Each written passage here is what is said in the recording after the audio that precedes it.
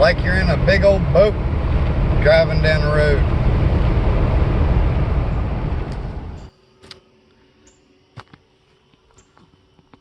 Thought I'd go ahead and give an update on the cancer stuff. Actually, a couple of updates. I'm going to be a little bit of winded video, but I'm going to try to cover everything I want to cover. There's a reason why I'm kind of showing you this van that's in the background, and I'll get into that in just a bit. So still cancer free as far as I know. I haven't had any other tests to actually check for cancer since January, but in January it come back free. I started to work out, lift weights, and I'm starting to put on some weight. I gained about 16 pounds in June, and then I took the whole week of July 4th off and didn't lift weights, and I lost 4 pounds. So I guess June's weight will be 12 pounds instead of 16. I bought this van the other day. It's a Ford E150 conversion van. I'll get more into that in a little bit, why I bought that van.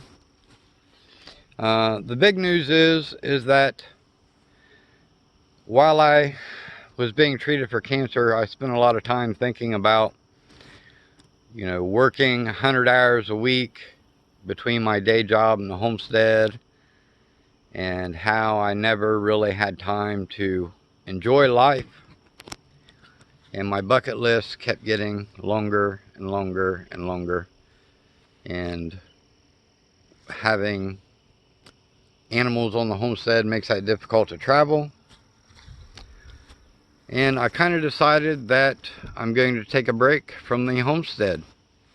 And many of you on my channel probably are going to find that to be alarming. I actually love the homestead. I love having the garden and all the fruit trees and all the animals.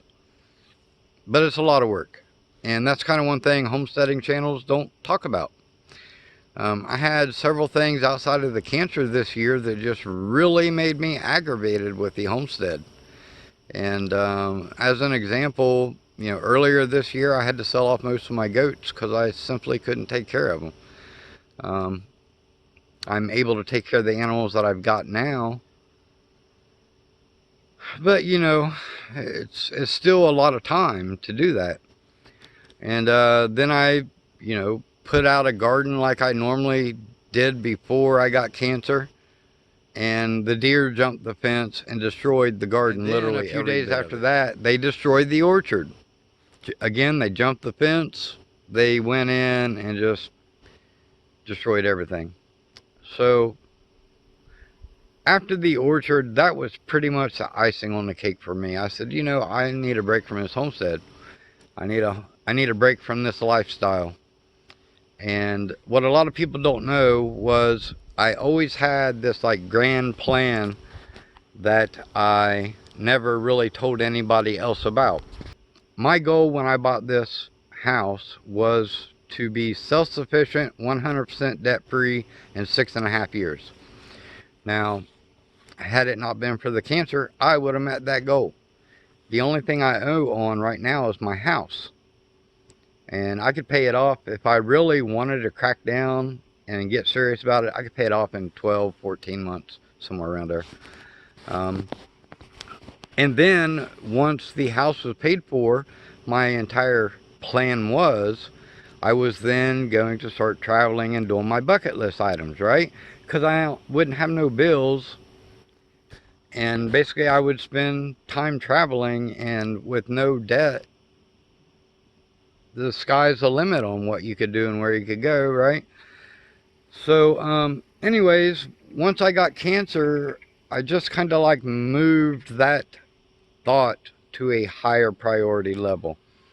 And you know, when you have doctors tell you that generally the survival rate for the type of cancer you have is about 20% for 12 months, 20%, 12 months. But then because of my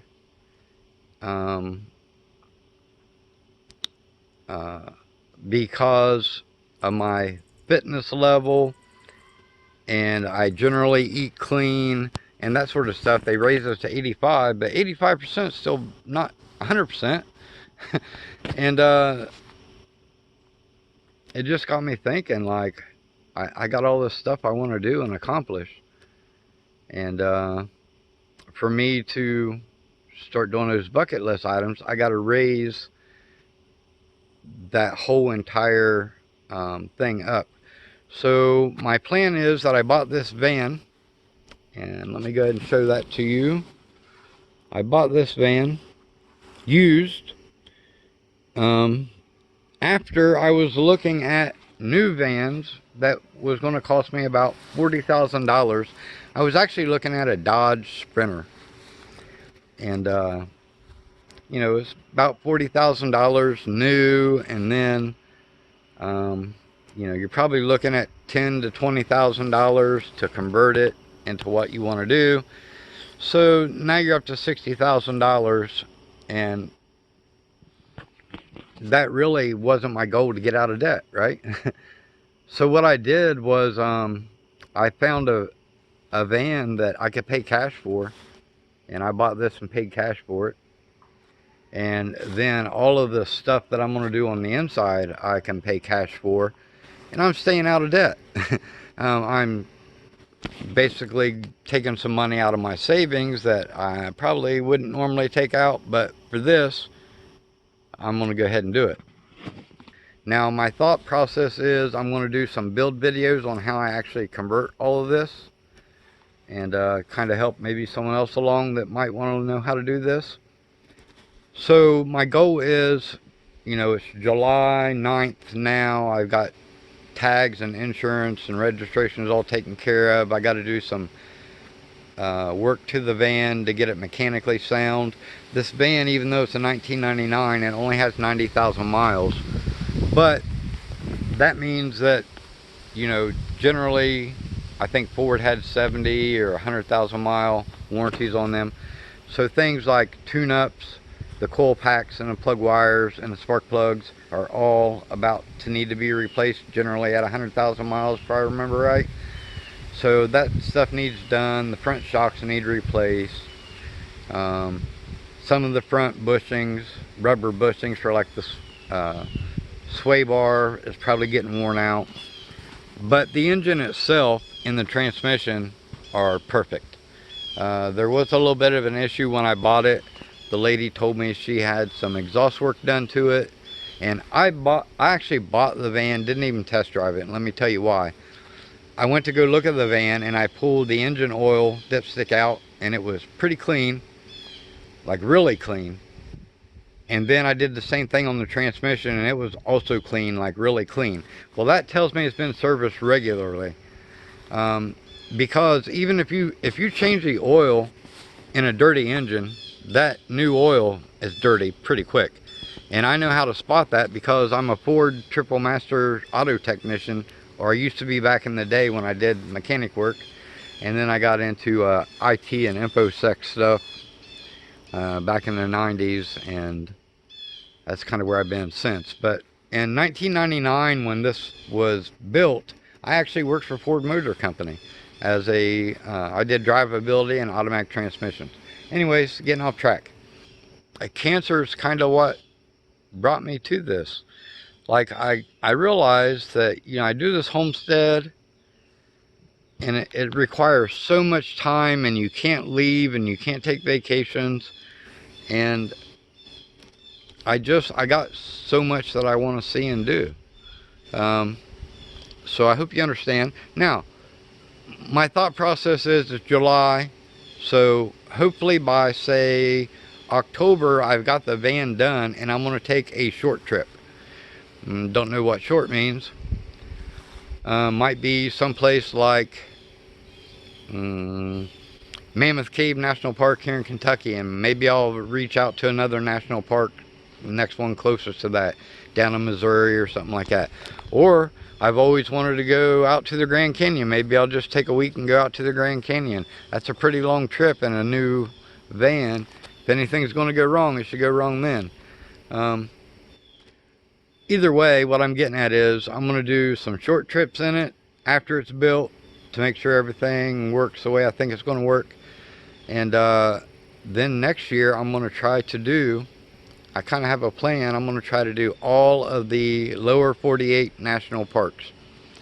It's going to take about a year. My kind of idea is I'm going to keep my day job. I'm going to use evenings and weekends or my travel days to get from national park to national park. And I'm going to spend a week at each national park where I have service so that I can do my day job. So kind of like, you know, I get up in the morning, I do my day job Monday through Friday, and then at that national park, I got the evenings to explore and the weekends to explore. And then when I've explored everything at that national park, I can drive somewhere else and get set up and kind of repeat that over and over and over again. That's my idea. On paper, it seems like it works, but you know, it may not. And if it don't work, I've always got the homestead to come back to. I'm doing this just as I'm starting to get better from the chemo brain, and my thoughts could change by October. I might build the van and say to heck with this, or I might find something mechanically wrong with the van and just decide to sell it like it is now. Who knows? But just to kind of let you know what I've been thinking, why the van is sitting here. I still have my truck and my car, my ATV and everything else. But that's kind of where I stand. So as always, God bless you. God bless your families.